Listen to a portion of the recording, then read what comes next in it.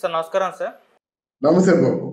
Sir మన 'శోభన్ బాబు' గారి 'సోగ్గాడు' cinema వచ్చి 50 సంవత్సరాలైతే పూర్తి చేసుకుంది. సో, తొందరలో గోల్డెన్ జూబ్లీ సెలబ్రేషన్స్ కూడా ఇక్కడ హైదరాబాద్‌లో ఏర్పాటు చేస్తున్నారు. మరి 50 సంవత్సరాలు కంప్లీట్ అయిన నేపథ్యంలో ఒకసారి ఈ సినిమా విశేషాలు చెప్తారా సార్? నాకు కూడా అంటే ఒకప్పుడు శోభన్ బాబు ఫ్యాన్స్ అందరూ నాకు చాలా దగ్గరగా ఉండేవారు. ఇప్పుడు కూడా వాళ్ళు మెసేజ్‌లు పెట్టి చెప్తున్నారన్నమాట. అక్కడ శోభన్ బాబు 'సోగ్గాడు' ఫంక్షన్ కాకినాడలో ఉండేవాడిని, చదువుకుంటూ ఉండేవాడిని. ఆ 'సోగ్గాడు' పిక్చర్ రిలీజ్ అయినప్పుడు చాలా అసలు అల్లర్లు, గొడవలు, కేరింతలు, పబ్లిసిటీ బాగా పీక్స్‌కి వెళ్ళినటువంటి మొదటి చిత్రంగా మనం 'సోగ్గాడు' చెప్పుకోవచ్చు మాట. 'సోగ్గాడు' సినిమా మొట్టమొదటిగా శోభన్ బాబు తాలూకు అంటే ఆ రెవెన్యూని కానీ, ఇమేజ్ని కానీ, శోభన్ బాబు ఒక స్టార్డమ్‌ని కానీ ఇచ్చినటువంటి చిత్రం. ఆ చిత్రానికి ఈరోజు ఇంత తొందరగా 50 సంవత్సరాలు ముగిసిపోయి ఇంకా ఎవరు ఫ్రెష్‌గా నిన్న కాక మొన్న సినిమా రిలీజ్ అయినట్టుగా ఉంది. ఇందులో రామానాయుడు గారి తాలూకు ఆయన ఆయన ఇంట్రెస్ట్ మనం మర్చిపోలేమండి. అక్కడ రామానాయుడు గారు శోభన్ బాబు గారిని ఎలాగైనా మంచి స్టార్డమ్ రావాలి అంటే, ఇద్దరు సూపర్ హీరోస్ అయినటువంటి నాగేశ్వరరావు, రామారావు గారి తర్వాత మళ్ళీ అంతటి ఇమేజ్‌కి చేరుకోవాలి అనేటువంటి ఒక ఆలోచన ఉండేది ఒకటి. జగపతి రాజేంద్ర ప్రసాద్ గారు దసరా బుల్లోడు తీశాడు. ఈయన ఇంచుమించు ఇద్దరు హీరోయిన్లతో దసరా బుల్లోడు సినిమా చేస్తుండగా చాలా అభిమానులందరూ చాలా కోలాహలంగా చాలా హ్యాపీగా ఫీల్ అయ్యారన్నమాట. ఈ కథని ఏంటంటే 'సోగ్గాడు' కథగా అంటే ఒక ఇద్దరు హీరోయిన్లతో ఉండాలి శోభన్ బాబు, మంచి సాంగ్స్ ఉండాలి, మంచి డాన్సులు ఉండాలి, మంచి అభినయం ఉండాలి, మంచి కామెడీ కూడా ఉండాలని చెప్పేసి చాలా శ్రద్ధ తీసుకొని తీసినటువంటి చిత్రం 'సోగ్గాడు'. ఈ 'సోగ్గాడు' విజయంలో హీరో హీరోయిన్స్‌ది ఎంతైతే భాగం ఉందో రామానాయుడు గారికి కూడా అంతే భాగం ఉంటుంది. సినిమాలో ఓ పల్లెటూరులో 'సోగ్గాడు' అంటే ఆ పేరే 'సోగ్గాడు'. అందువల్ల ఆ శోభన్ బాబు తాలూకు కాస్ట్యూమ్స్ కానీ ఇవన్నీ చాలా అద్భుతంగా ఉన్నాయి. ఈ సినిమాలో ప్రత్యేకించి చెప్పుకోదగ్గ ఆర్టిస్టు జయచిత్ర.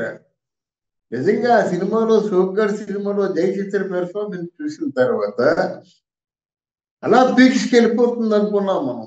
సూపర్ హీరోయిన్ అయిపోతుంది అనుకున్నాం అన్నమాట. మరి కొన్ని కారణాల చేత ఆవిడకి మంచి సినిమా ఛాన్స్ వచ్చినప్పుడు కూడా అనుకున్న స్థాయిని చేరలేకపోయింది.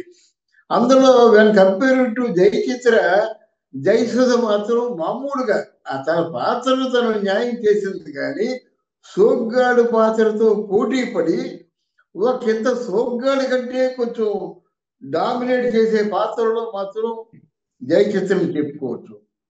తర్వాత శోభన్ బాబు ఫ్యాన్స్ అందరూ కూడా ఒకసారి కాళ్ళు వెనక్కి వేసి చాలా గర్వంగా మా హీరో అని చెప్పుకున్నటువంటి మొదటి చిత్రంగా అనుకుంటాను నేను. అంతకుముందు మానవుడు దానవుడు వచ్చినప్పుడు కూడా అప్పటికి ఇప్పుడున్నటువంటి స్టార్ ఇమేజ్ అప్పుడు లేదు.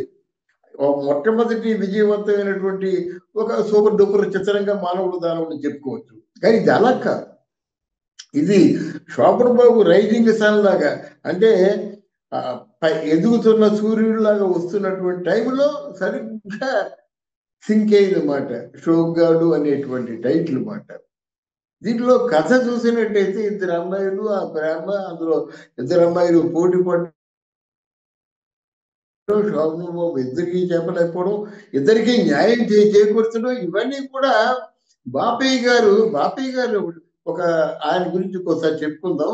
కానీ మనకున్న డైరెక్టర్లో బాపయ్య గారు చాలా మంచి డైరెక్టర్.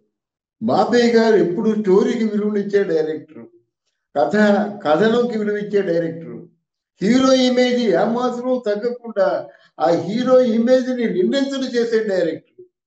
అలాగే హీరోయిన్ తాలూకు ఆ గ్లామర్ ని కూడా వాళ్ళ అన్నయ్య తమ్ముడు మరి రాఘవేంద్రరావు గారు ఎంతైతే హీరోయిన్ని ప్రాధాన్యత ఇచ్చి సినిమాలో చూపిస్తాడో, అలాగే బాపయ్య గారు కూడా హీరోయిన్కి అంతే ప్రాధాన్యత ఇచ్చి సినిమాల్లో చూపించేవాడు.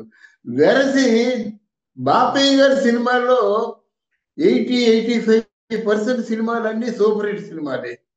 ఆ సూపర్ హిట్ సినిమాల్లో ఒక సూపర్ హిట్ సినిమా షోగర్. అది 50 సంవత్సరాలు అవుతున్నట్టయితే మొత్తం భారత రేపు రామానాయుడు స్టూడియోలో ఒక భారీ ఎత్తున ఫంక్షన్ చేసుకుంటుందన్నమాట. దానికి సురేష్ బాబు వీళ్ళందరూ రాబోతున్నారు. అలాగే అఖిల భారత శోభన్ బాబు ఫ్యాన్స్ తాలూకు ఎవరో సెక్రటరీ సుధాకర్ బాబు, తర్వాత ఏంటంటే మన శోభన్ బాబుతో ఎక్కువ సినిమాలు చేసినటువంటి రాశి మూవీస్ నరసింహరావు గారు, తర్వాత వాళ్ళు శోభన్ బాబు సినిమాకే మొట్టమొదటిసారిగా డైరెక్షన్ చేసినటువంటి పరుసూరి బ్రదర్స్, ఇలాగా మురళీ మోహన్ రావు ఉన్నాడు. అది ఆయన కూడా దీనిలో పార్టిసిపేట్ చేస్తున్నాడు అనమాట. బహుశా ఈ వీడియో వేసే టైంకి ఫంక్షన్ అయిపోతుందేమో కూడా నాకు తెలీదు. బట్ ఈ గ్రూప్ అంతా హాజరయ్యి శోభన్ బాబు తాలూకు గోల్డెన్ జూబిలీ ఫంక్షన్ ని చాలా వైభవంగా జరుపుకుంటున్నారు అనమాట. మనం ఈ సందర్భంగా మా ప్రేక్షకులు చెప్పేది ఏంటంటే, శోభన్ బాబు ఓవర్ నైట్ హీరో అవ్వలేదండి. అంచెలంచెలుగా కష్టపడుతూ తనకు వచ్చిన ప్రతి అవకాశాన్ని కూడా చేతబట్టి పులిగా అవకాశాన్ని ఏమో జీర్ణించుకొని అవకాశానికి లైఫ్ ఇచ్చాడు. తను ఆ లైఫ్ ను సొంతం చేసుకున్నాడు. గనక ఈనాటికి కూడా ఆనాడు ఈనాడు ఏనాటికైనా శోభన్ బాబు భావి తరాల హీరోలందరికీ కూడా స్ఫూర్తి. అలాగే సినిమా పరిశ్రమలో శోభన్ బాబు తాలూకు క్రమశిక్షణ కానీ, శోభన్ బాబు తాలూకు పోకడ కానీ నిజంగా చెప్పుకున్నట్టయితే నిర్మాతల హీరో శోభన్ బాబు. శోభన్ బాబు హీరో అయినట్టయితే నిర్మాత అన్ని బాధలు మర్చిపోయేవాడు. ఆ టెక్నీషియన్స్ కానీ హీరో కానీ తను నమ్ముకున్న వాళ్ళందరికీ కూడా న్యాయం చేసిన హీరో శోభన్ బాబు. ఒక ఆర్టిస్టులు కానీ టెక్నీషియన్స్ కానీ చిన్న టెక్నీషియన్స్ కానీ తన కింద పనిచేసినటువంటి ఒక 40 మంది ఉద్యోగస్తులు కానీ ఆయన ఒకటే చెప్పాడు, మన దేశాన్ని బాగు చేయలేకపోవచ్చు కానీ మనల్ని నమ్ముకున్న వాళ్ళు మాత్రం వాళ్ళకి జీవితంలో ఏ లోటు లేకుండా చూసుకోవలసినటువంటి బాధ్యత మనకుందని చెప్పినటువంటి గొప్ప మనసు ఉన్నటువంటి హీరో శోభన్ బాబు అన్నమాట.